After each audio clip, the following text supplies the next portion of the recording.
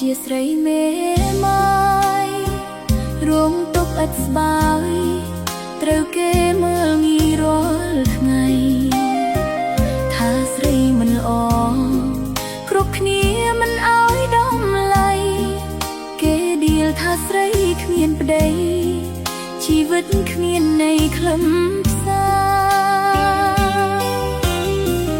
តើស្រីមេម៉ាយបានធ្វើអ្វីខុសគិតមិនយល់សោះហេតុអ្វីជាប់ឈ្មោះមិនល្អនៅទ្រាំធ្វើអ្វីបាបដីចិត្តមិនស្មោះសរចិត្តនេះខ្ញុំយកប្តីខំរងគ្រោះពេញមួយជីវិតស្អប់ពាក្យមេម៉ាយមិនចង់ឮទេនាំឲ្យខ្មាស់គេឈឺចាប់ក្នុងចិត្តពេលក្រៃដេកយំម្នាក់ឯងក្រំទ្រូងស្ទើរជីវិតខ្សែតាមេម៉ាយធ្វើខុសអ្វីតើបគេមើលងាយយ៉ាងនេះ